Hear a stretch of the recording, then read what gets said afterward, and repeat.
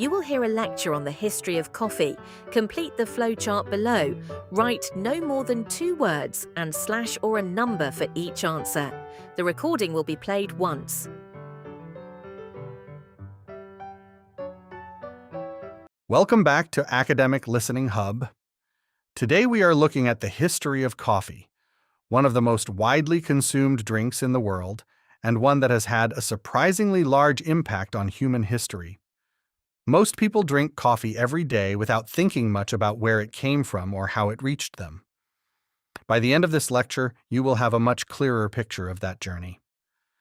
The story begins in Ethiopia, in a highland region called Kaffa. Many linguists believe the word coffee actually comes from this name.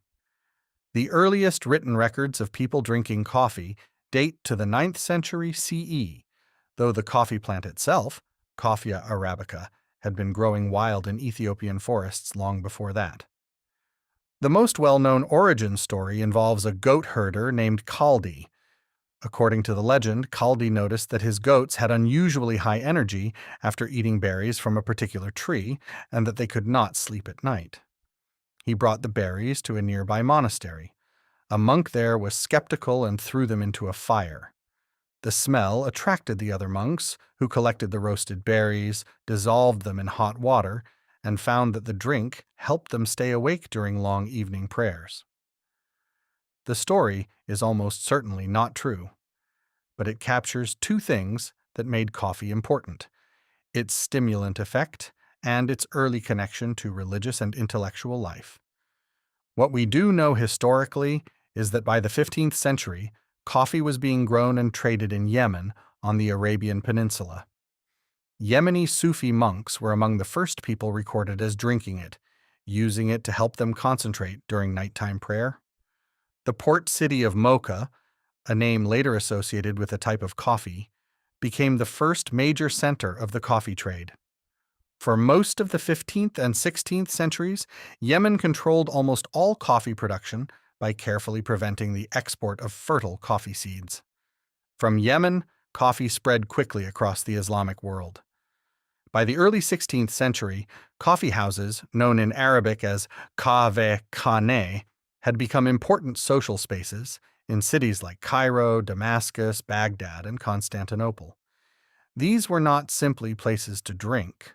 People went there to play chess, listen to music, talk about politics, do business, and share ideas. They were among the most open public spaces of the time. Anyone who could pay for a cup was welcome. This openness made coffeehouses controversial. Authorities in several cities tried to close them, not because of the drink, but because of the conversations happening inside. In 1511, the governor of Mecca ordered coffeehouses shut, arguing that they encouraged dangerous political discussion. His order was cancelled within months by the Ottoman Sultan, who apparently enjoyed coffee himself. Similar attempts were made in Cairo and Constantinople, all without lasting success. Coffeehouses were simply too popular to close. Coffee arrived in Europe in the 16th century, mainly through trade with the Ottoman Empire. The first European coffeehouse opened in Venice in 1645, and the idea spread rapidly. By the 1660s, London had more than 300 coffeehouses, each attracting its own regular customers. Lloyd's of London, now a major international insurance market, started as a coffeehouse used by merchants and sailors. The London Stock Exchange also has its roots in coffeehouse culture. Jonathan's Coffee House, where traders met to buy and sell shares, eventually became the formal exchange.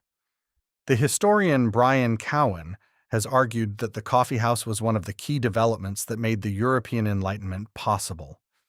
Before coffee, the most common social drink was alcohol, beer, wine, or spirits, which tended to slow thinking and lead to fights rather than serious conversation. Coffee had the opposite effect. It helped people stay alert and talk more clearly. The coffeehouse gradually replaced the tavern as the main place for public discussion, and this changed the quality of those discussions considerably. There are specific examples that support this. The historian Stephen Johnson has pointed out that many of the major intellectual and commercial developments of the 17th and 18th centuries can be connected to coffeehouse culture. Newton's Principia Mathematica was debated in London coffeehouses. The philosopher John Locke wrote parts of his essay concerning human understanding in coffeehouses in Oxford. In Paris, Voltaire was said to drink between 40 and 50 cups of coffee a day, which, if accurate, may help explain his remarkable output. In France, the café also played a direct role in the events leading up to the French Revolution.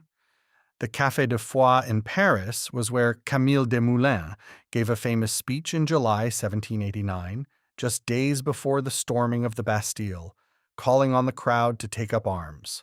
Coffee did not cause the revolution, but the café was clearly one of the spaces where revolutionary ideas were discussed and spread. Yemen's control over coffee production ended in the early 17th century, when Dutch traders managed to smuggle live coffee plants out of the country. The Dutch then set up coffee plantations in their colony of Java, in what is now Indonesia, which is one reason why Java became a common informal word for coffee. From Java, coffee growing spread to other Dutch and French colonies, including Suriname and Martinique, and eventually reached Brazil. The expansion of coffee farming around the world cannot be separated from the history of colonialism and slavery. Growing coffee requires a lot of labor. Planting, picking, and processing are all done by hand. In Brazil, which eventually became the world's largest coffee producer by far, the growth of the coffee industry in the 18th and 19th centuries depended almost entirely on enslaved workers. At the height of the Brazilian coffee boom in the mid-19th century, Brazil was receiving more enslaved people from Africa than any other country in the world, most of them sent to work on coffee farms in São Paulo and Minas Gerais. This is not a footnote to the history of coffee. It is central to it. Colombia, now the world's second-largest producer of Arabica coffee, developed its coffee industry later and in a different way. Colombian coffee was grown mainly on small family farms rather than large plantations, which gave the industry a different character, though it was not without its own problems. The country's marketing campaign, featuring the fictional farmer Juan Valdez, launched in 1958, became one of the most successful food branding campaigns in history. Today, coffee is the second most traded commodity in the world by value, after crude oil. Around 10 billion kilograms are produced each year, drunk by an estimated 2 billion people daily. The global coffee industry is worth more than $400 billion. The 20th century changed how coffee was consumed.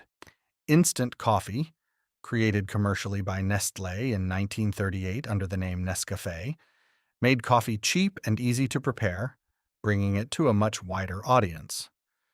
Espresso, developed in Italy in the early 20th century by forcing hot pressurized water through finely ground coffee, created a new kind of coffee culture built around speed, strong flavor, and the café bar as a social space. The so-called third wave of coffee, which began in the early 2000s, took a very different approach. It treated coffee like wine, focusing on where the beans came from, how they were grown, and how precisely they were prepared. It also drew attention to the economics of coffee farming.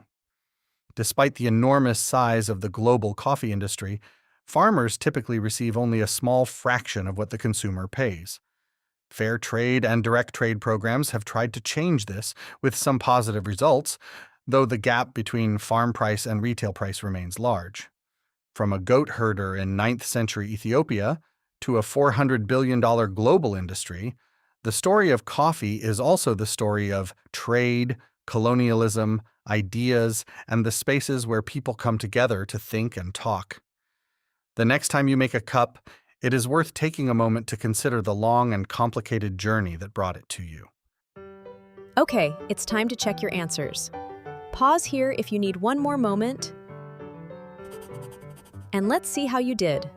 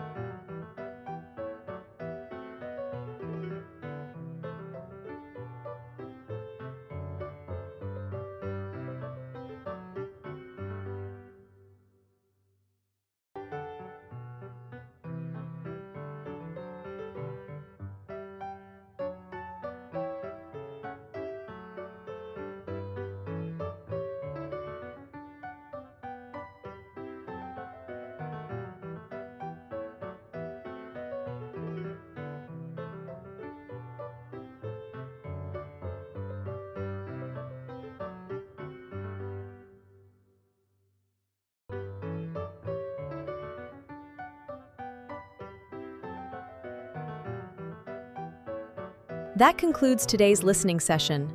To stay updated with our next videos, make sure to subscribe. Thank you for watching and see you next time. Bye for now.